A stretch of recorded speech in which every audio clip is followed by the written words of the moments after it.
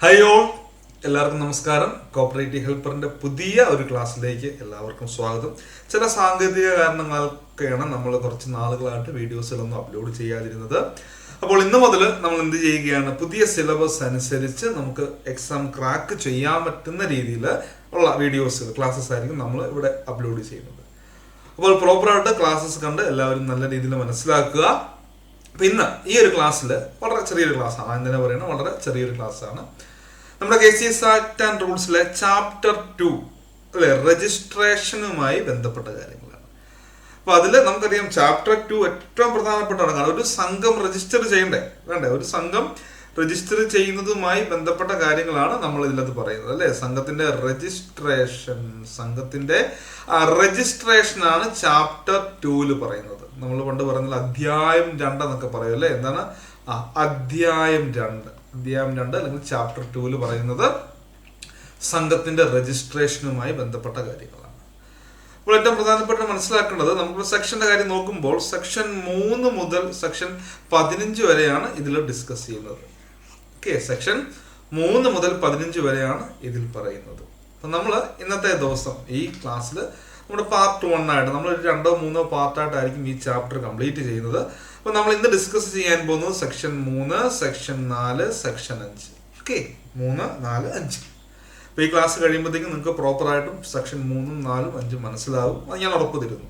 എന്നിൽ വിശ്വസിക്കുക, പ്രോപ്പറായിട്ട് പഠിക്കേണ്ട കാര്യങ്ങൾ മാത്രമേ പഠിപ്പിക്കത്തുള്ളൂ കേട്ടോ. അല്ലാതെ ചുമ്മാ നമ്മൾ കാട് കയറിയൊന്നും പഠിക്കേണ്ട സാഹചര്യമില്ല. നമുക്ക് വളരെ വിശദമായിട്ട് നമുക്ക് നോക്കാം. അപ്പൊ നമ്മൾ ആദ്യം ഡിസ്കസ് ചെയ്യാൻ പോകുന്നത് സെക്ഷൻ 3 ആണ്. നിങ്ങളിങ്ങനെ ഓർക്കുക, നമ്മൾ ഒരു സംഘം ഇപ്പം രജിസ്റ്റർ ചെയ്യാൻ വേണ്ടി പോവുകയാണ്. ഞാനും നിങ്ങളും എല്ലാവരും കൂടെ ചേർന്ന് നമ്മൾ ഏകദേശം ഒരു എത്ര പേരാണ്, ഒരു 30 പേര് ചേർന്ന് നമ്മൾ ഒരു സംഘം രജിസ്റ്റർ ചെയ്യാൻ പോകുന്നു വിചാരിക്കുക. അങ്ങനെ 30 പേര്. അപ്പൊ നമുക്ക് സംഘം രജിസ്റ്റർ ചെയ്യണം എന്നുള്ളൊരു ആഗ്രഹം നമ്മുടെ മുമ്പിലുണ്ട്. പക്ഷെ നമുക്ക് ഇതുമായി ബന്ധപ്പെട്ട കാര്യങ്ങൾ അത്രയ്ക്ക് അറിയില്ല. അങ്ങനെ വരുമ്പോൾ നമ്മൾ എന്ത് ചെയ്യും? നിങ്ങൾ ആലോചിച്ച്, ഞാനും നിങ്ങളും എല്ലാം കൂടെ സംഘം രജിസ്റ്റർ ചെയ്യാൻ പോവാണ്. ഈ സൊസൈറ്റിയെ കുറിച്ച് നമുക്ക് കാര്യങ്ങൾ അറിയില്ല. നമുക്കൊരു ആഗ്രഹം, എല്ലായിടത്തും സഹകരണ സംഘങ്ങൾ ഉള്ളതുകൊണ്ട് നമുക്ക് ഒരു സഹകരണ സംഘം അങ്ങ് രജിസ്റ്റർ ചെയ്യാമെന്നൊരു ആഗ്രഹം. അപ്പൊ നമ്മുടെ മുൻപിലെ ആദ്യത്തെ പ്രശ്നം എന്ന് പറയുന്നത്, നിങ്ങൾ മനസ്സിലാക്കുക എങ്ങനെയാണ് ഞാനിവിടെ പഠിപ്പിക്കുന്നത് ചോദിച്ചാൽ, നമ്മളിപ്പോൾ ഒരു സംഘം രജിസ്റ്റർ ചെയ്യാൻ പോകുന്ന സമയത്ത് നമ്മൾ കുറെ പ്രശ്നങ്ങൾ അഭിമുഖീകരിക്കും. ഇതെങ്ങനെയാണ് രജിസ്റ്റർ ചെയ്യേണ്ടത്, ആരുടെ മുൻപാകെയാണ്, അല്ലെങ്കിൽ ആരാണ് നമുക്ക് രജിസ്റ്റർ ചെയ്ത് തരേണ്ടത്, എങ്ങനെയാണ് സംഘത്തിന്റെ ബിസിനസ്സുകൾ മുൻപോട്ട് കൊണ്ടുപോകേണ്ടത് അല്ലെ. ഇങ്ങനെ കുറെ അധികം സംശയങ്ങൾ നമ്മുടെ മനസ്സിലുണ്ടായിരിക്കും. അപ്പൊ ആ സംശയങ്ങൾക്കുള്ള ഉത്തരവാണ് നമ്മുടെ KCS ആക്ട് ആൻഡ് റൂൾ എന്ന് പറയുക അല്ലെ. അപ്പൊ നമ്മുടെ ഒന്നാമത്തെ സംശയം എന്താണ്? നമ്മളിപ്പോ ഒന്നും അറിയത്തില്ലാത്ത നമുക്ക് വിചാരിക്കണം, നമുക്ക് ഒന്നുമേ അറിയത്തില്ല, ഒരു സംഘം രജിസ്റ്റർ ചെയ്യണം എന്നുള്ള ആഗ്രഹം മാത്രമേ ഉള്ളൂ. അപ്പൊ നമ്മൾ ഒന്നാമതായിട്ട് നമ്മുടെ മുൻപിലെ പ്രശ്നം എന്ന് പറയുന്നത്, ഇത് ആരുടെ മുൻപാകെ, അല്ലെങ്കിൽ ആരാണ് ഈ സംഘം രജിസ്റ്റർ ചെയ്ത് തരുന്നത്? ഒന്നാമത്തെ പ്രശ്നമാണ്. ആ പ്രശ്നത്തിനുള്ള ഉത്തരവാണ് നമ്മൾ തന്നെ കണ്ടുപിടിക്കുന്നു. എന്താണ് ഒന്നാമത്തെ നമ്മൾ പഠിക്കേണ്ട കാര്യം? സംഘം രജിസ്റ്റർ ചെയ്ത് തരേണ്ടത് ആരാണ്? ആ രജിസ്ട്രാർ ആണ് അല്ലെ. ഒരു രജിസ്ട്രാർ ഉണ്ട്, അദ്ദേഹമായിരിക്കും നമുക്ക് സംഘം രജിസ്റ്റർ ചെയ്ത് തരേണ്ടത് ആണ്. സംശയമൊന്നുമില്ല, സംഘം രജിസ്റ്റർ ചെയ്ത് തരേണ്ട വ്യക്തി ആരാണ്? രജിസ്ട്രാർ ആണ്. ക്ലിയർ? അപ്പം നമുക്കിനി രജിസ്ട്രാറിനെ കുറിച്ച് പഠിച്ചേക്കാം. അപ്പൊ സെക്ഷൻ 3 രജിസ്ട്രാറിനെ കുറിച്ച് പറയുന്നത്. എവിടെയാണ് പറയുന്നത്? സെക്ഷൻ 3 രജിസ്ട്രാറിനെ കുറിച്ച് പറയുന്നത് അല്ലെങ്കിൽ പ്രതിപാദിക്കുന്നത്. പഠിച്ചേ, നിങ്ങൾ ആദ്യം പഠിച്ച എന്താണ്? ആ സെക്ഷൻ 3 വകുപ്പ് 3. നമ്മൾ സെക്ഷന് വകുപ്പ് എന്ന് പറയും. സെക്ഷന് പറയുന്ന പേര് എന്താണ്? ആ വകുപ്പ് എന്ന് പറയും. ഇനി നമുക്ക് റൂള് വരുന്നുണ്ട്. റൂളിന് നമ്മൾ എന്തെന്ന് പറയും? റൂളിന് നമ്മൾ ചട്ടം എന്ന് പറയും. വകുപ്പും ചട്ടവും നോക്കി കാര്യങ്ങൾ ചെയ്യണമെന്നൊക്കെ നമ്മൾ സംഘത്തിൽ വർക്ക് ചെയ്യുമ്പോൾ നമ്മുടെ സെക്രട്ടറിമാരൊക്കെ പറയും അല്ലെ, നിങ്ങൾ അല്ലെങ്കിൽ കമ്മിറ്റിക്കാരൊക്കെ പറയും, പ്രോപ്പറായിട്ട് അവരുടെ ഡിപ്പാർട്ട്മെന്റുകാർ പറയും. വകുപ്പും ചട്ടവും അല്ലെ, നിയമവും ചട്ടവും അല്ലെങ്കിൽ സെക്ഷനും റൂളും നോക്കി കാര്യങ്ങൾ ചെയ്യണം. അങ്ങനെ കാര്യങ്ങൾ മനസ്സിലാക്കണം. നോക്കിയേ, സെക്ഷൻ 3 രജിസ്ട്രാറിനെ കുറിച്ച് പറയുന്നു. എന്താണ് പറയുന്നത് നോക്കിയേ, ഇവിടെ ഒന്നാമത് പറയാണ്. നോക്കിയേ, the government may appoint an officer of the state government. അപ്പൊ ഗവൺമെന്റ് എന്ത് ചെയ്യുകയാണ്? ആ സംസ്ഥാന ഗവൺമെന്റിലെ ഒരു ഉദ്യോഗസ്ഥനെ എന്തായിട്ട് അപ്പോയിന്റ് ചെയ്യുന്നു? To be the registrar of cooperative society for the state. എന്താണ് പറയാ? സംസ്ഥാന ഗവൺമെന്റിന് സംസ്ഥാനത്തെ സഹകരണ സംഘങ്ങളുടെ രജിസ്ട്രാറായി സംസ്ഥാന സർക്കാരിന്റെ ഒരു ഓഫീസറെ നിയമിക്കാവുന്നതാണ്. അതവിടെ നിൽക്കട്ടെ. അപ്പൊ പറയുന്നുണ്ട് എന്താണ്? ഗവൺമെന്റ് എന്ത് ചെയ്യുകയാണ്? സംസ്ഥാന ഗവൺമെന്റിലെ ഒരു ഓഫീസറെ, ശരിയല്ലേ? ഒരു ഗവൺമെന്റ് ജീവനക്കാരന് അല്ലെങ്കിൽ ഒരു ഗവൺമെന്റ് ഓഫീസറിന് എന്ത് ചെയ്യുകയാണ്? നമ്മുടെ registrar of cooperative society for the state, നമ്മുടെ സംസ്ഥാനത്തെ സഹകരണ സംഘങ്ങളുടെ രജിസ്ട്രാർ ആയിട്ട് ഇവിടെ ഗവൺമെന്റ് എന്ത് ചെയ്യുകയാണ്? ഒരു ഗവൺമെന്റ് ഉദ്യോഗസ്ഥനെ അപ്പോയിന്റ് ചെയ്യുന്നു. Section 3 subsection 1. അപ്പൊ നമുക്ക് എന്തെന്ന് പറയാടാ? ഇവിടുത്തെ പ്രവർത്തനം ഇദ്ദേഹം സംസ്ഥാനത്തിന്റെയാണ്. ദാറ്റ് മീൻസ് ഇദ്ദേഹം ആരാണ്? ഇദ്ദേഹം നമ്മുടെ മെയിൻ രജിസ്ട്രാർ ആണ്. അങ്ങനെ അങ്ങ് പഠിച്ചാൽ പോരെ. ആരാണ്? ഇദ്ദേഹം നമ്മുടെ മെയിൻ രജിസ്ട്രാർ ആണ്. പണ്ട് കാലത്താണ് ഞാനൊക്കെ കുട്ടികൾക്ക് പറഞ്ഞു കൊടുക്കുന്നത് IAS കാരനായിട്ടുള്ള രജിസ്ട്രാർ.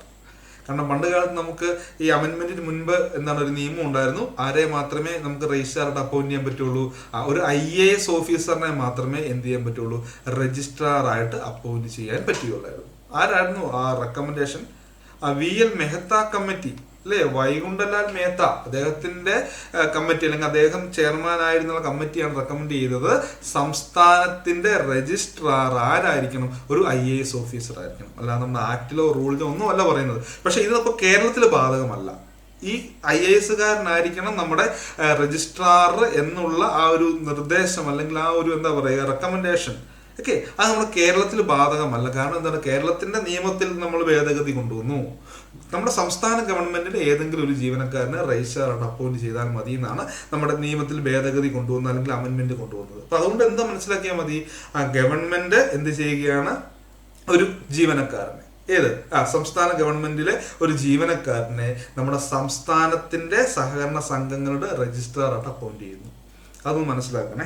രണ്ടാമത് പറയുന്നുണ്ട് വീണ്ടും. ഇപ്പൊ ആദ്യം നമ്മൾ സെക്ഷൻ 3 ഉപവകുപ്പ് 1 ഒന്ന് പറയുന്നു, ഇനി ഉപവകുപ്പ് 2 അല്ലെ സെക്ഷൻ 2 പറയുക, സബ്സെക്ഷൻ 2 പറയാണ്, the government may by general or special order confer on any officer of the state government all or any of the power of the registrar under this act.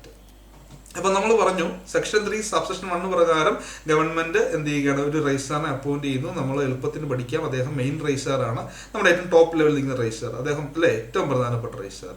അപ്പൊ വീണ്ടും താഴെ പറയുകയാണ്, എന്ത് പറയുകയാണ്? ഗവൺമെന്റ് എന്താണ് ഈ നിയമപ്രകാരം രജിസ്ട്രാർക്കുള്ള, ഗവൺമെന്റ് ഈ നിയമപ്രകാരം രജിസ്ട്രാർക്കുള്ള എല്ലാ അധികാരങ്ങളും, അല്ലെങ്കിൽ അഥവാ ഏതെങ്കിലും അധികാരം സാമാന്യമോ പ്രത്യേകമോ ആയ ഒരു പൊതു ഉത്തരവിലൂടെയോ അല്ലെങ്കിൽ ഒരു പ്രത്യേക ഉത്തരവ് മൂലം എന്ത് ചെയ്യുകയാണ്? സംസ്ഥാന സർക്കാരിന്റെ ഏതൊരു ഓഫീസർക്കും നൽകാവുന്നതാണ്.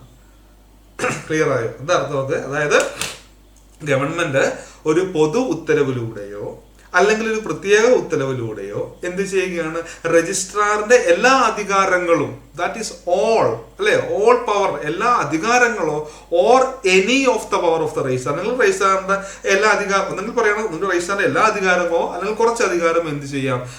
സംസ്ഥാന ഗവൺമെന്റിലെ ഏതൊരു ജീവനക്കാരനും ഡെലിഗേറ്റ് ചെയ്ത് കൊടുക്കപ്പെടാവുന്നതാണ്.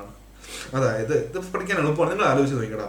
നമ്മുടെ മെയിൻ രജിസ്ട്രാർ തന്നെ കേരളത്തിലെ എല്ലാ സഹകരണ സംഘത്തിനും, അതായത് സെക്ഷൻ 3 സബ്സെക്ഷൻ 1 പ്രകാരം ഉള്ള രജിസ്ട്രാറിനെ കൊണ്ട് കേരളത്തിലെ എല്ലാ സംഘങ്ങളുടെയും കാര്യം നോക്കാൻ പറ്റൂ. അങ്ങനെയാണ് അത് ഇട്ടേച്ചു പോകും അല്ലെ, ഓടിപ്പോതേ ഉള്ളൂ. കാരണം ഇത്രയും കാര്യങ്ങൾ നോക്കാൻ അതുകൊണ്ട് പറ്റത്തില്ല. അതുകൊണ്ട് തന്നെ എന്ത് ചെയ്യാണ്? ഒരു താലൂക്ക് തലത്തിലെ കാര്യങ്ങൾ നോക്കാൻ വേണ്ടി നോക്കി, അതുകൊണ്ടാണ് അവിടെ അധികാരങ്ങൾ താഴെത്തട്ടിലേക്ക് ഡെലിഗേറ്റ് ചെയ്ത് കൊടുക്കുന്നത്. നോക്കാം, ഒരു താലൂക്ക് തലത്തിലാണെങ്കിൽ അവിടെ ആരാണ് കാര്യങ്ങൾ നോക്കുക? അവിടെ അസിസ്റ്റന്റ് രജിസ്ട്രാർ ആണ് കാര്യങ്ങൾ നോക്കുക. ക്ലിയർ ആയോ? ഒരു താലൂക്ക് തലത്തിൽ അസിസ്റ്റന്റ് രജിസ്ട്രാർ ആണ് കാര്യം നോക്കുക. ഇനി നമുക്കൊരു ജില്ലാതലം നോക്കിയാലോ? ഒരു ജില്ലാതലം വരുമ്പോൾ അവിടെ എന്താണ് പറയുന്നത്? അവിടെ ആരാണ്? അവിടെ ജോയിന്റ് രജിസ്ട്രാർ ആണ്. ക്ലിയർ ആയോ? ഒരു താലൂക്ക് തലത്തിലാണെങ്കിൽ അസിസ്റ്റന്റ് രജിസ്ട്രാർ, ജില്ലാ തലത്തിൽ വരുമ്പോൾ അവിടെ ജോയിന്റ് രജിസ്ട്രാറാണ്. അപ്പൊ ഈ രജിസ്ട്രാർ, ഈ അസിസ്റ്റന്റ് രജിസ്ട്രാർ ആയിക്കോട്ടെ, ജോയിന്റ് രജിസ്ട്രാർ ആയിക്കോട്ടെ, അല്ലെങ്കിൽ എന്താണ് ഈ ഡെപ്യൂട്ടി രജിസ്ട്രാർ വരുന്നുണ്ട്, അഡീഷണൽ രജിസ്ട്രാർ വരുന്നുണ്ട്, ഇവരെല്ലാം ഈ ഗണത്തിൽ പെടുത്തുന്നവരാണ് കേട്ടോ. ഇവരെല്ലാം നമ്മുടെ മെയിൻ രജിസ്ട്രാർ ഒഴികെ ബാക്കിയുള്ളവരൊക്കെ വരുന്നത് ഈ സബ്സെക്ഷൻ 2 പ്രകാരത്തിലെ രീതിയിലാണ്. ഓക്കെ, രജിസ്ട്രാറിന്റെ എല്ലാ അധികാരമോ അല്ലെങ്കിൽ കുറച്ച് അധികാരമോ ഉള്ള വ്യക്തികളാണ് ഇവരെല്ലാം അല്ലെ. നമുക്കൊരു അസിസ്റ്റന്റ് രജിസ്ട്രാറിന്റെ എല്ലാ അധികാരങ്ങളും ഇല്ല, കുറച്ച് അധികാരങ്ങളേ ഉള്ളൂ. ജോയിന്റ് രജിസ്ട്രാറാണെങ്കിൽ അസിസ്റ്റന്റ് രജിസ്ട്രാറിനേക്കാളും അധികാരമുണ്ട്, എന്നാൽ മെയിൻ രജിസ്ട്രാറിന്റെ എല്ലാ അധികാരങ്ങളൊന്നും ഇല്ല. അപ്പം അങ്ങനെ കുറച്ച് അധികാരങ്ങളോ അല്ലെങ്കിൽ പൂർണ്ണമായിട്ടുള്ള അധികാരങ്ങളോ ഡെലിഗേറ്റ് ചെയ്ത് കൊടുക്കപ്പെടുന്ന ആ ഒരു രജിസ്ട്രാർമാരെ നമ്മൾ എന്ത് ചെയ്യപ്പെടണം? രജിസ്ട്രാറായിട്ട് കണക്കാക്കണം. മെയിൻ രജിസ്ട്രാറും ഉണ്ട്, അല്ലെങ്കിൽ ഫങ്ഷണൽ രജിസ്ട്രാർ എന്നോ ഒക്കെ പറയാം, അങ്ങനെയൊക്കെ നമുക്ക് വിശേഷിപ്പിക്കാം. ഓക്കെ, അപ്പം 2 പേരെ അപ്പോയിന്റ് ചെയ്യുന്ന ഗവൺമെന്റ് കേട്ടോ. ആദ്യത്തെ ആളെ അപ്പോയിന്റ് ചെയ്യുന്ന ഗവൺമെന്റ് ആണ്, രണ്ടാമത്തെ ആളെയും ഗവൺമെന്റ് തന്നെയാണ് ഒരു ജനറൽ അല്ലെങ്കിൽ സ്പെഷ്യൽ ഓർഡറിലൂടെ ആ അധികാരങ്ങൾ കൈമാറി കൊടുക്കുന്നതെന്ന് ഓർത്ത് വെച്ചേക്കുക. അപ്പം നമുക്ക് രജിസ്ട്രാർ എന്നുള്ള ആ ഒരു വകുപ്പിൽ പറയുന്ന കാര്യങ്ങൾ മനസ്സിലായെന്ന് വിചാരിക്കുന്നു. ക്ലിയർ, സംശയമൊന്നും വേണ്ട, നിങ്ങൾക്കറിയാം, നിങ്ങൾ പഠിച്ചു, രജിസ്ട്രാർ പഠിച്ചു. അടുത്ത് നമ്മൾ ഡിസ്കസ് ചെയ്യാൻ പോകുന്നത് സെക്ഷൻ 4 ആണ്. ഓക്കെ, എന്താണ് section 4? Societies which may be registered. അപ്പൊ രജിസ്റ്റർ ചെയ്യാവുന്ന സംഘങ്ങൾ ഏതൊക്കെയാണ്, അല്ല എങ്ങനെയുള്ള സംഘങ്ങളായിരിക്കും രജിസ്റ്റർ ചെയ്യേണ്ടത് പറയുന്നുണ്ട്. നോക്കിയേ, subject to the provision of this act a cooperative society which has as its object the promotion of the economic interest of members or of the interest of the public in accordance with the cooperative principle, or a society established with the object of facilitating the operation of such a society may be registered under this act, provided that no cooperative society shall be registered if it is likely to be economically unsound or the registration of which have an adverse effect on development of cooperative movement എന്ന് പറയുന്നത്. ഇവിടെ പറഞ്ഞത് എന്താണ്? സഹകരണ തത്വങ്ങൾ പ്രകാരം നമുക്ക് register ചെയ്യുമ്പോൾ നമ്മൾ ഓർക്കുന്ന സഹകരണ തത്വങ്ങൾ പ്രകാരം പ്രവർത്തിക്കുന്ന സംഘങ്ങളെ പറ്റുള്ളൂ. അപ്പൊ നോക്കാം, അവിടെ പറയുന്നുണ്ട് subject to the provision of this act. അപ്പം ഈ വകുപ്പിലെ എന്താണ് പ്രൊവിഷൻസ് എന്ന് പറഞ്ഞാല്, ഈ വകുപ്പിലെ നമുക്കറിയാം പ്രൊവിഷൻസ്, നമ്മൾ ഒത്തിരി പഠിക്കാറുണ്ട്, വ്യവസ്ഥകൾ എന്ന് പറയും അല്ലെ. ഈ ആക്ടിലെ അല്ലെങ്കിൽ ഈ നിയമത്തിലെ അല്ലെങ്കിൽ ഈ വകുപ്പിലെ വ്യവസ്ഥകൾ പ്രകാരം എങ്ങനെയുള്ള സംഘങ്ങൾ മാത്രമേ രൂപീകരിക്കാൻ പറ്റുകയുള്ളൂ? Promotion of economic interest of its members. അതായത് ആ ഒരു സംഘം നമ്മൾ രജിസ്റ്റർ ചെയ്യുക അല്ലെങ്കിൽ സംഘത്തിന്റെ പ്രധാനപ്പെട്ട ലക്ഷ്യം എന്ന് പറയുന്നത് എന്താണ്? ആ സംഘത്തിലെ അംഗങ്ങളുടെ സാമ്പത്തിക താല്പര്യങ്ങൾ കാത്തു സൂക്ഷിക്കുക. മനസ്സിലാവുന്നുണ്ടോ? നമ്മളെല്ലാവരും കൂടെ ഒരു സംഘം രജിസ്റ്റർ ചെയ്യാൻ പോയി കഴിഞ്ഞാൽ ആ സംഘത്തിന്റെ ലക്ഷ്യം എന്താണ്? നമ്മൾ രജിസ്റ്റർ ചെയ്യാൻ പോകുന്ന സംഘത്തിന്റെ ലക്ഷ്യം എന്ന് പറഞ്ഞാൽ നമ്മുടെ സാമ്പത്തിക താല്പര്യങ്ങൾ കാത്തു സൂക്ഷിക്കുക എന്നുള്ളതാണ്. ശരിയല്ലേ? അല്ല ചുമ്മാ പോയി രസകരമായ സംഘം രൂപീകരിക്കാറില്ല. നമ്മുടെ സാമ്പത്തിക താല്പര്യം കാത്തു സൂക്ഷിക്കുക, അംഗങ്ങളുടെ സാമ്പത്തിക താല്പര്യം കാത്തു സൂക്ഷിക്കുക, അതോടൊപ്പം തന്നെ അവിടുത്തെ പൊതുജനങ്ങളുടെ താല്പര്യവും കാത്തു സൂക്ഷിക്കണം. അല്ലേ പറയുക, society which has as its object the promotion of the economic interest of its member. അതായത് എന്ന് നോക്കി ഈ വാക്കാണ് പറയുക, promotion of the economic interest of its members. അതിലെ അംഗങ്ങളുടെ സാമ്പത്തിക താല്പര്യം കാത്തു സൂക്ഷിക്കുക, or the interest of the public അല്ലെങ്കിൽ പൊതുജനങ്ങളുടെ സാമ്പത്തിക താല്പര്യം കാത്തു സൂക്ഷിക്കുക. ഓർക്കുന്നുണ്ട്, in accordance with cooperative principles അല്ലേ. അതായത് നമ്മൾ സാമ്പത്തിക താല്പര്യം കാത്തു സൂക്ഷിക്കുകയാണെന്ന് പറഞ്ഞ് നമുക്ക് സഹകരണ നിയമങ്ങൾക്ക് വിരുദ്ധമായിട്ടൊന്നും ചെയ്യാൻ പറ്റില്ല. ഓക്കെ, നമ്മുടെ ബിസിനസ് സഹകരണ നിയമങ്ങൾക്കും ചട്ടത്തിനും വിധേയമായിരിക്കണം. ഒരിക്കലും അതിന് എതിരെ അല്ലെങ്കിൽ അതിന് വിരുദ്ധമായിട്ട് നമുക്കൊന്നും ചെയ്യാൻ പറ്റില്ല എന്ന് ഓർത്തു വെച്ചേക്കുക. Okay, or A society established with the object of facilitating the operation of such society may be registered under this act. ഒന്നുമില്ല, നമ്മൾ നമ്മുടെ അംഗങ്ങളുടെ സാമ്പത്തിക താല്പര്യം കാത്തു സൂക്ഷിക്കാൻ വേണ്ടിയാണ് സംഘം രൂപീകരിക്കുന്നത്. അതോടൊപ്പം തന്നെ പൊതുജനങ്ങളുടെയും അവർക്കും നമ്മൾ സേവനങ്ങൾ പ്രദാനം ചെയ്തിരിക്കണം എന്ന് ഓർത്ത് വെച്ചേക്കുക. പിന്നെ താഴെ പറയുന്നുണ്ട് പ്രൊവൈഡഡ് ദാറ്റ് എന്ന് പറഞ്ഞാൽ അതൊരു പ്രയോഗമാണ്, നിയമത്തിലെ ഒരു പ്രയോഗമാണ്. പ്രൊവൈഡഡ് ദാറ്റ് എന്ന് പറഞ്ഞാൽ അതിന്റെ മലയാളം ഇതാണ്, എന്നിരുന്നാലും. നമ്മൾ പറയത്തില്ല ഇത്രയും കാര്യങ്ങളൊക്കെ പറഞ്ഞു, പിന്നെ പറയാണ് എന്നിരുന്നാലും, അതൊരു പ്രയോഗമാണ്. എന്നിരുന്നാലും no cooperative society shall be registered if it is likely to be economically unsound or the registration of which have an adverse effect on development of cooperative movement. ഇവർ പറയാണ് എന്താണ്, സഹകരണ പ്രസ്ഥാനത്തിന്റെ വളർച്ചയ്ക്ക് എതിരായതോ അല്ലേ, നമ്മുടെ സഹകരണ കോപ്പറേറ്റീവ് മൂവ്മെന്റ് അല്ലെങ്കിൽ സഹകരണ പ്രസ്ഥാനങ്ങളുടെ വളർച്ചയ്ക്ക് എതിരായതോ അല്ലെങ്കിൽ സാമ്പത്തികമായി അസ്ഥിരമായതോ ആയ ഒരു സംഘവും നമുക്ക് രജിസ്റ്റർ ചെയ്യാൻ പറ്റില്ല. ഓക്കെ, എന്നാൽ അൺസൗണ്ട്, എക്കണോമിക്കലി അൺസൗണ്ട് എന്ന് പറഞ്ഞാൽ സാമ്പത്തികമായിട്ട് അസ്ഥിരമായത്, അതായത് പ്രവർത്തിക്കാൻ പറ്റത്തില്ല, സാമ്പത്തികമില്ല അല്ലെ, പ്രവർത്തിക്കാൻ പറ്റാത്ത, പൈസ ഇല്ലാത്ത സംഘം, അല്ലെങ്കിൽ നമുക്ക് പ്രവർത്തിക്കാൻ പറ്റിയ സാമ്പത്തികം വേണം, അങ്ങനെ സാമ്പത്തികം ഇല്ലാത്ത സംഘങ്ങൾ നമുക്ക് രജിസ്റ്റർ ചെയ്ത് കൊടുക്കാൻ പറ്റില്ല. ഇവിടെ പറയുന്നത് ഇങ്ങനെയാണ്, സഹകരണ തത്വങ്ങൾ പ്രകാരം അംഗങ്ങളുടെ സാമ്പത്തിക താല്പര്യമോ അല്ലെങ്കിൽ പൊതുജനങ്ങളുടെ താല്പര്യമോ വർദ്ധിപ്പിക്കുക എന്ന ഉദ്ദേശമുള്ള ഒരു സംഘത്തെയോ അഥവാ അങ്ങനെയുള്ള സംഘത്തിന്റെ പ്രവർത്തനങ്ങൾ എന്താ പറയുക സുഖകരമാക്കുകയോ എന്ന ഉദ്ദേശത്തോടു കൂടി സ്ഥാപിതമാകുന്ന ഒരു സംഘത്തെയോ ഈ നിയമത്തിലെ വ്യവസ്ഥകൾക്ക് വിധേയമായി ഈ നിയമപ്രകാരം രജിസ്റ്റർ ചെയ്യാവുന്നതാണ്. ഇതാണ് ഇപ്പോൾ ഞാൻ വായിച്ചില്ലേ, അതാണ് നിയമത്തിൽ പറയുന്നത്. ഞാൻ സിമ്പിളായിട്ട് പറയുന്നു, സാമ്പത്തിക താല്പര്യം, അവിടുത്തെ അംഗങ്ങളുടെ സാമ്പത്തിക താല്പര്യങ്ങൾ കാത്തു സൂക്ഷിക്കാൻ വേണ്ടിയാണ് സംഘം രൂപീകരിക്കുന്നത്. അതോടൊപ്പം പൊതുജനങ്ങളുടെ സാമ്പത്തിക താല്പര്യം അല്ലേ, അവർക്കും നമ്മൾ സേവനങ്ങൾ പ്രൊവൈഡ് ചെയ്യണം.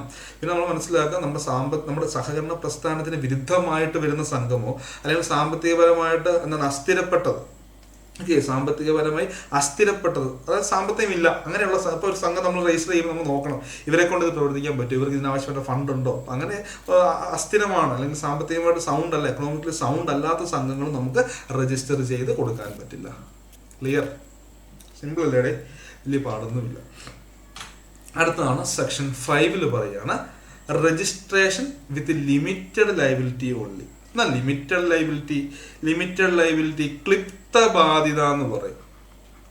എന്താണ് ക്ലിപ്ത ബാധ്യത? നമ്മൾ എത്രത്തോളം ഷെയർ ആണോ സബ്സ്ക്രൈബ് ചെയ്തിട്ടുള്ളത് അത്രത്തോളം ആയിരിക്കും നമ്മുടെ ബാധ്യത.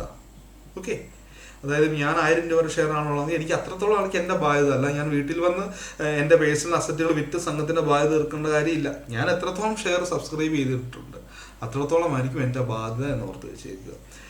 ഇവരോട് പറയുന്നത് ഇങ്ങനെയാണ്, രജിസ്ട്രേഷൻ വിത്ത് ലിമിറ്റഡ് ലയബിലിറ്റി. എടാ മക്കളെ, അപ്പൊ നമ്മൾ 2 ചോദ്യങ്ങൾക്ക് ഉത്തരം കണ്ടുപിടിച്ചില്ലേ? ഒന്നാമത്തെ ചോദ്യം, നമ്മൾ ആദ്യം എവിടെ രജിസ്റ്റർ ചെയ്യും? രജിസ്ട്രാറിന് മുൻപിൽ രജിസ്റ്റർ ചെയ്യും. അതായത് രജിസ്ട്രാറാണ് നമുക്ക് സംഘം രജിസ്റ്റർ ചെയ്ത് തരേണ്ടത്. നമ്മുടെ ഒന്നാമത്തെ ചോദ്യമായിരുന്നു, നമ്മളോട് തന്നെ ചോദിച്ച ചോദ്യമായിരുന്നു, സംഘം എവിടെ രജിസ്റ്റർ ചെയ്യും, സംഘം എങ്ങനെ രജിസ്റ്റർ ചെയ്യും? സംഘം നമ്മൾ രജിസ്ട്രാറിന് മുൻപാകെ നമ്മൾ രജിസ്റ്റർ ചെയ്യും.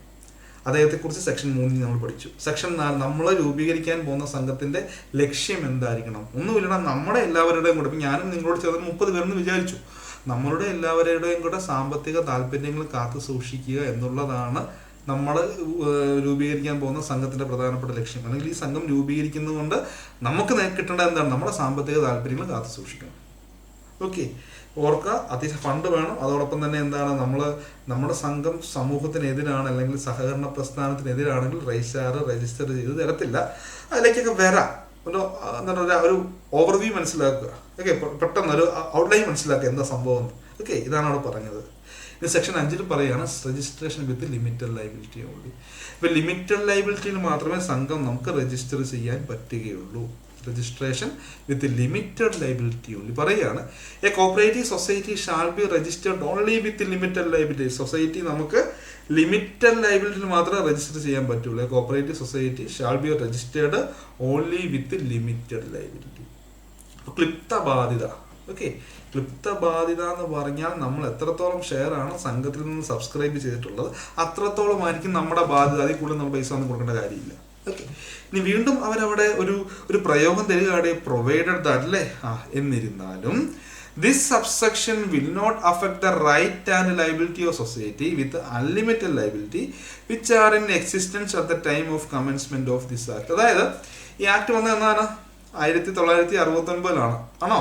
1969 ഇത് വന്നത്. 15/5 അല്ലേ? 15/5/1969. ഇവരുടെ പറയുകയാണ്, ഈ ആക്ട് വരുന്നതിന് മുൻപ് ഏതെങ്കിലും സംഘം അൺലിമിറ്റഡ് ലയബിലിറ്റിയിൽ പ്രവർത്തിക്കുന്നുണ്ടെങ്കിൽ അവർക്ക് വേണമെങ്കിൽ അങ്ങനെ തന്നെ പ്രവർത്തിക്കാം, അവർക്കിത് ബാധകമല്ല. എന്നാൽ ഈ 1969 ആക്ട്, ഈ ആക്ട് വന്നതിന് ശേഷം ഏതൊരു സംഘവും നമുക്ക് എങ്ങനെ മാത്രമേ രജിസ്റ്റർ ചെയ്യാൻ പറ്റുള്ളൂ? ലിമിറ്റഡ് ലയബിലിറ്റിയിൽ രജിസ്റ്റർ ചെയ്യാൻ പറ്റുള്ളൂ. എന്താ ഞാൻ പറഞ്ഞേ? ഈ ആക്ട് വന്നതിന് ശേഷം ഏതൊരു സംഘവും ആയിക്കോട്ടെ, ഈ ആക്ടിൻ്റെ അണ്ടറിൽ കേരളത്തിലെ ഏതൊരു സഹകരണ സംഘമാണെങ്കിലും നമുക്ക് ലിമിറ്റഡ് ലയബിലിറ്റിയിൽ മാത്രമേ രജിസ്റ്റർ ചെയ്യാൻ പറ്റുകയുള്ളൂ. ഓക്കെ, അപ്പോൾ ആ സംശയം മാറി. നമുക്കെല്ലാവരുടെ കൂടി ഈ സംഘം ലിമിറ്റഡ് ലയബിലിറ്റിയിൽ രജിസ്റ്റർ ചെയ്യാൻ പറ്റുള്ളൂ. അപ്പോൾ ഇത് പറയുകയാണ്, ഈ നിയമം വരുന്നതിന് മുൻപ് ഏതെങ്കിലും സംഘം അൺലിമിറ്റഡിൽ പ്രവർത്തിക്കുന്നുണ്ടെങ്കിൽ അവർക്ക് ഈ ഒരു ക്ലോസ് ബാധകമല്ല. ഏത്?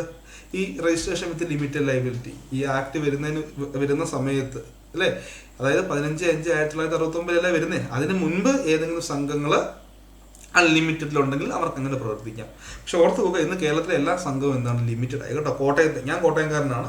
ഞങ്ങളുടെ കോട്ടയത്ത് ഒരു സംഘം ഉണ്ടായിരുന്നു, അതായിരുന്നു അൺലിമിറ്റഡ് ലയബിലിറ്റി സംഘമായിരുന്നു അവസാനമായിട്ട്. അതും ലിമിറ്റഡ് ആക്കി. ക്ലിയർ? അതും ലിമിറ്റഡ് ആക്കി എന്ന് ഓർത്ത് വെച്ചേക്കുക. പിന്നെ അവിടെ സബ്സെക്ഷൻ 2 പറയാണ്, the word limited or it's equivalent in any Indian language shall be the last word in the name of a society registered under this act with limited liability. എന്താ പറയുക? ഈ നിയമപ്രകാരം ഏത്? KCS act 1916.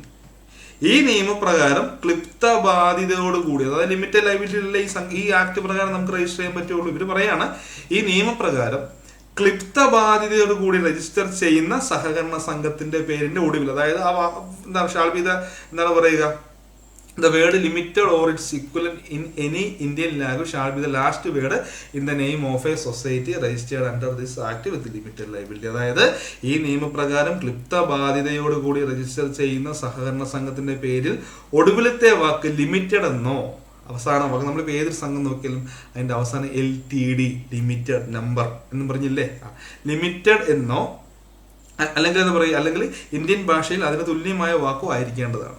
നിങ്ങൾ ആലോചിച്ച് നോക്കിയേ, ഏതൊരു സംഘത്തിന്റെ കേരളത്തിൽ ഏതൊരു സംഘം നോക്കിയേ അതിൻ്റെയൊക്കെ അവസാനം ലിമിറ്റഡ് എന്നില്ലേ, ഉണ്ടോ? അപ്പം നമ്മളൊരു സംഘം രൂപീകരിക്കുമ്പോഴും നമ്മുടെ സംഘത്തിന്റെ പേരിന്റെ അവസാനം ലിമിറ്റഡ് എന്ന് വേണമെന്നാണ് ഈ ആക്ട് പ്രകാരം പറയുന്നത്. ക്ലിയർ? അപ്പൊ 3 ചോദ്യങ്ങൾക്കാണ് നമ്മളിന്ന് ഉത്തരം കണ്ടെത്തിയത്. ആരുടെ മുൻപാകെ രജിസ്റ്റർ ചെയ്യും എന്ന് ചോദിച്ചാൽ രജിസ്ട്രാറിന്റെ മുൻപാകെ നമ്മൾ രജിസ്റ്റർ ചെയ്യും. അദ്ദേഹത്തെ കുറിച്ച് പറയുന്നത് ഏത് സെക്ഷനിലാണ്? സെക്ഷൻ 3-ലാണ് അല്ലെ, സെക്ഷൻ 3-ലാണ് അദ്ദേഹത്തെ കുറിച്ച് പറയുന്നത്. അവിടെ 2 ഉപവകുപ്പുകളുണ്ട്, സബ്സെഷൻ 1 ഉണ്ട്, സബ്സെഷൻ 2 ഉണ്ട്. സബ്സെഷൻ 1-ൽ പറയുന്നത് എന്താണ്? ഗവൺമെന്റ് എന്ത് ചെയ്യുകയാണ്, സംസ്ഥാന സർക്കാരിലെ ഒരു ഉദ്യോഗസ്ഥനെ അല്ലേ, സ്റ്റേറ്റ് ഗവൺമെന്റ് ഒരു ഉദ്യോഗസ്ഥനെ സംസ്ഥാനത്തിന്റെ രജിസ്ട്രാറായിട്ട് അപ്പോയിന്റ് ചെയ്യുന്നു. That means main registrar. ഉപവകുപ്പ് 2-ൽ പറയാണ് ഗവൺമെന്റിന് ഒരു പൊതു ഉത്തരവിലൂടെയോ അല്ലെങ്കിൽ ഒരു പ്രത്യേക ഉത്തരവിലൂടെയോ രജിസ്ട്രാറിന്റെ എല്ലാ അധികാരമോ അല്ലെങ്കിൽ കുറച്ച് അധികാരമോ എന്ത് ചെയ്യാം, മറ്റൊരാളെന്ന് പറയാൻ സംസ്ഥാന സർക്കാരിന്റെ ഏതൊരു ഉദ്യോഗസ്ഥന് കൈമാറി കൊടുക്കാവുന്നതാണ്. ഓക്കെ. പിന്നെ 4-ാമത് പറയുന്നു, എന്താണ് 4-ാമത് പറയുന്നത്? ഒബ്ജക്റ്റ് ആണ്. ഒരു സംഘം എന്തിനാ രജിസ്റ്റർ ചെയ്യുന്നത്, അതിന്റെ ലക്ഷ്യം എന്താ? ഒന്നുമില്ല, നമ്മുടെ എല്ലാവരും, അതായത് അവിടുത്തെ അംഗങ്ങളുടെ സാമ്പത്തിക താല്പര്യം കാത്തു സൂക്ഷിക്കുക, പൊതുജനങ്ങളുടെയും താല്പര്യം കാത്തു സൂക്ഷിക്കുക. ഓക്കെ. പിന്നെ പറയുകയാണ് സഹകരണ പ്രസ്ഥാനത്തിന് വിരുദ്ധമായിട്ടുള്ള ഒരു സംഘം രൂപീകരിക്കാൻ പറ്റില്ല, അല്ലെങ്കിൽ സാമ്പത്തികപരമായിട്ട് പോരാ അല്ലെ, അൺസൗണ്ട് ആണെങ്കിൽ അതും പറ്റില്ല. അങ്ങനെയുള്ള സംഘവും നമുക്ക് രജിസ്റ്റർ ചെയ്ത് കൊടുക്കാൻ പറ്റില്ല. പിന്നെ സെക്ഷൻ 5-ൽ പറഞ്ഞു registration with limited liability only, ക്ലിപ്ത ബാധ്യതയോട് കൂടി നമുക്ക് രജിസ്റ്റർ ചെയ്യാൻ പറ്റുകയുള്ളൂ. പിന്നെ പറയുന്നുണ്ട് ഈ ആക്ട് വരുന്ന സമയത്ത് അല്ലെങ്കിൽ ഈ ആക്ട് വരുന്നതിന് മുൻപ് ഏതെങ്കിലും സംഘം അൺലിമിറ്റഡ് ആയിട്ട് നിലകൊള്ളുന്നുണ്ടെങ്കിൽ അവർക്ക് അങ്ങനെ ചെയ്യാം. പക്ഷേ ഈ ആക്ടിന്റെ അണ്ടറിൽ ഒരു സംഘം രജിസ്റ്റർ ചെയ്യുന്നുണ്ടെങ്കിൽ അത് ലിമിറ്റഡ് ആയിട്ട് രജിസ്റ്റർ ചെയ്യുള്ളൂ. പിന്നെ പറയുകയാണ് ഏതൊരു സംഘത്തിൻ്റെയും പേരിന്റെ അവസാനം ലിമിറ്റഡ് എന്നുള്ള വാക്ക് വേണം. ഇത്രയും കാര്യങ്ങളേ ഉള്ളൂ. ഇത്രയും കാര്യങ്ങൾ പഠിച്ചില്ലേടേ? പഠിച്ചു, വലിയ പാടൊന്നുമില്ല, സിമ്പിളാണ്. ഇത്രയും കാര്യങ്ങൾ പഠിച്ചങ്ങ് വെച്ചേക്കുക. ഇപ്പം നമ്മൾ അടുത്ത ക്ലാസ്സിൽ ബാക്കി കാര്യങ്ങൾ, അടുത്ത ക്ലാസ്സിൽ റൂളും കൂടെ വരും. ആപ്ലിക്കേഷൻ ഫോർ രജിസ്ട്രേഷൻ സെക്ഷൻ 6, അതിൻ്റെ തനത് റൂള് 3 അല്ലേ, അങ്ങനെ അങ്ങ് പഠിച്ചു പോവാണ്. ക്രമമായിട്ട് പഠിച്ചു പോകും. ഒറ്റ കാര്യം ചെയ്താൽ മതി, നിങ്ങൾ നമ്മുടെ ചാനൽ സപ്പോർട്ട് ചെയ്യുക. നിങ്ങൾ ആദ്യമായിട്ടാണ് എൻ്റെ വീഡിയോ കാണുന്നതെങ്കിൽ വീഡിയോ ലൈക്ക് ചെയ്യുക, സുഹൃത്തുക്കൾക്ക് ഷെയർ ചെയ്യുക, സബ്സ്ക്രൈബ് ചെയ്യുക, ബെല്ലൈക്കൺ ഒന്ന് എനേബിൾ ചെയ്തേക്കുക. എല്ലാ ദിവസവും വീഡിയോസ് വരും. ഞാൻ പറഞ്ഞല്ലോ, ഒരുപാട് കുട്ടികൾ ഇപ്പോൾ സാമ്പത്തികപരമായിട്ടൊക്കെ ആണെങ്കിൽ ഇപ്പോൾ ഒരുപാട് കുട്ടികൾ പഠിക്കാൻ ബുദ്ധിമുട്ടുന്നവരുണ്ട്. നിങ്ങൾ ധൈര്യമായിട്ടിരിക്കൂ, നിങ്ങൾക്ക് വേണ്ടിയുള്ളതാണ് ഈ ഒരു പ്രസ്ഥാനം അല്ലെങ്കിൽ നമ്മുടെ ഈ ഒരു ചാനൽ എന്ന് ഓർത്ത് വെച്ചേക്കുക. വളരെ സിമ്പിളായിട്ട് തന്നെ സകലമായ കാര്യങ്ങൾ ഞാൻ നിങ്ങളെ പഠിപ്പിച്ചു തരും, ഒരു സംശയം വേണ്ട. സിലബസ് ബേസ്ഡ് ആയിട്ട് തന്നെ, അമെൻഡഡ് ആയിട്ട് തന്നെ. ഇപ്പം നമുക്ക് ആക്ടും റൂളും ഒക്കെ അമെൻമെന്റിൽ കൂടെ അല്ലേ അമെൻഡ് ചെയ്തതിനു ശേഷം പഠിക്കണം. അതാണ് നിങ്ങളെ പഠിപ്പിക്കുന്നത്. ഒന്നേന്ന് പഠിപ്പിക്കുകയാണ്. നിങ്ങൾ നമ്മുടെ വീഡിയോസ്, പഴയ വീഡിയോസ് അങ്ങനെ കാണണ്ട, പുതിയതായിട്ട് നമ്മളിന്ന് വീഡിയോ അപ്ലോഡ് ചെയ്യും. ബാങ്കിങ് എടുത്തു തരും, അക്കൗണ്ടൻസി അടിപൊളിയായിട്ട് എടുത്തു തരും, ഒരു സംശയം വേണ്ട. കോർപ്പറേഷൻ, ഇംഗ്ലീഷ്, GK, മാത്സ് എല്ലാം നമ്മളിവിടെ നിങ്ങൾക്ക് തരുന്നതായിരിക്കും. നിങ്ങൾക്ക് വിജയിക്കാൻ വേണ്ട എല്ലാ കാര്യങ്ങളും ഈ ഒറ്റ ചാനലിൽ കൂടെ നിങ്ങൾക്ക് ലഭിക്കുന്നതായിരിക്കും. നിങ്ങൾ ചെയ്യേണ്ട ഒറ്റ കാര്യം മാത്രമേ ഉള്ളൂ, ചാനലിൽ എന്ത് ചെയ്യുക, സപ്പോർട്ട് ചെയ്യുക. Okay, thank you. പുതിയ വീഡിയോയുമായിട്ട് അടുത്ത ക്ലാസ്സിൽ കാണാം. എല്ലാവർക്കും ഓൾ ദി ബെസ്റ്റ്.